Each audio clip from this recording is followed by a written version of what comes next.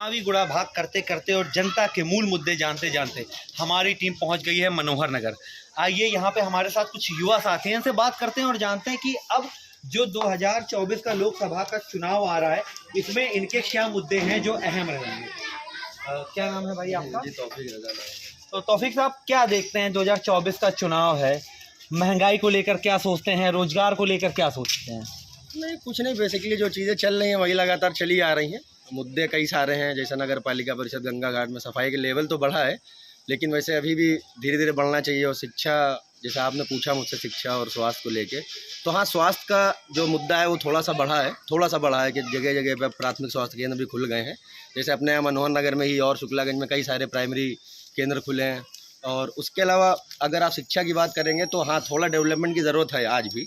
वो ज़रूरत इसलिए है कि जैसे मतलब जो प्राइमरी स्कूल हैं वहाँ पे बच्चे नहीं है, या उनको प्राइमरी टीचिंग के लिए जागरूक नहीं किया जा रहा है। प्राइमरी विद्यालयों के लिए ज़्यादातर लोग पढ़ाई लिखाई के लिए तो लोग जागरूक हो चुके हैं, स्कूलों में दाखिला भी करा रहे हैं, एडमिशन बच्चे पढ़ भी रहे हैं, शिक्षा का लेवल बढ़ा है। लेकिन हाँ, जो ज़रूरत की चीज़ें हैं जो आदमी को नहीं पता है वो ज्ञान अभी तक नहीं लोगों के पास पहुँच रहा है। अगर मैं बात करूं कि यहाँ इस मनोहर नगर की समस्याओं की, तो आम जनता किन समस्याओं से बहुत ज़्यादा परेशान है? जी, सबसे बड़ी समस्या यहाँ पर सफाई की है। सफाई व्यवस्था जो है थोड़ी लचर है यहाँ पे, या यूँ कह लें कि लेवल तो बढ़ा है और जगह पे, लेकिन उसके मुकाबले यहाँ पर नहीं बढ़ा है। अभी आपके सामने ही आप देख सकते हैं, थोड़ा सा कैमरा उधर करके दिखा सकते हैं, देख लीजिए, उस तरफ देख लीजिए, ये मसले हैं। ये कुछ 10 साल का कार्यकाल रहा, तो आप इसको कैसे देखते हैं? या अगर मैं बात करूं तो जैसे अभी सपा ने अपना मैनिफेस्टो जारी किया, उसमें लगाया है कि हम किसान आयोग का गठन करेंगे, जो स्पोर्ट्स वाले हैं उनको हम पैसा देंगे, इसके अलावा बिजली है, पानी है, इससे रिलेटेड भी कई मुद्दे उठाए। तो आपको क्या लगता है कि विपक्ष जिस हिसाब से मुद्दे उठा रही है, क्या आम जनता को वो प्रभावित कर पा रही है या अभी भी कहीं उनसे दूर है? जी, अगर मुद्दे वो उठा रही है कहीं ना कहीं विधानसभा में या लोकसभा में मुद्दे उठ रहे हैं तो ठीक है, वो मुद्दे उठाए, विपक्ष है, वो उसका काम है। और राजनीतिक विश्लेषक मैं हूँ नहीं, तो इस बारे में कुछ बोल भी नहीं सकता हूँ, मसला ये है। हाँ, लेकिन कार्यकाल की अगर बात करेंगे तो हाँ, ठीक ही ठाक रहा है।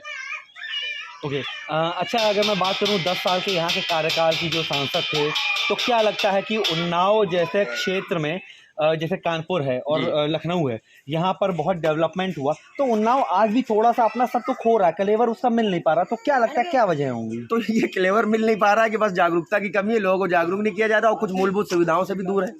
ये भी एक मुद्दा है कि वाकई में उस चीज़ों से लोग दूर हैं या उनको उस हिसाब से मिल नहीं पा रही हैं। ये मसला है, एक बना हुआ 10 साल में भी। अगर मैं कहूँ 2024 का लोकसभा चुनाव है, और आपके ऐसे कौन से मुद्दे होंगे कि अगर कोई पार्टी या कोई पक्ष उठाता है तो आपको लगेगा कि ये मुद्दे अगर वो उठाते हैं तो हम प्रभावित होंगे? जी, सबसे बड़ा मुद्दा तो आज भी शुक्लागंज में एक बना हुआ है, सबसे जो जिसको मैं प्रायोरिटी देता हूँ, कि बिजली व्यवस्था आज भी यहाँ की बहुत लचर है, बहुत ज़्यादा लचर है। कि अगर कोई फॉल्ट हो गया है तो घंटों नहीं बन रहा है, या ट्रांसफार्मर उस हिसाब से नहीं लगाए गए कि सीज़न आने से पहले या गर्मी आने से पहले उनकी एक बार टेस्टिंग कर ली जाए। ये कुछ मुद्दे हैं बेसिक, जिनको उठाने से हाँ, लोग उनके प्रति जाएंगे। जिसे लोग कहते हैं गंगा पुल के बारे में। हाँ, गंगा पुल भी बंद पड़ा है, काफ़ी टाइम से बंद पड़ा है, लगभग 4 से 5 साल हो रहे हैं। अब सुनने में यह आ रहा है कि उधर से पिकनिक स्पॉट उसको बनाया जाएगा, जबकि मुद्दा ये है कि उसको चालू किया जाना चाहिए था। चालू किया इसलिए जाना चाहिए था कि वो कानपुर उन्नाव को जोड़ने के लिए सबसे प्राइमरी पुल वही था।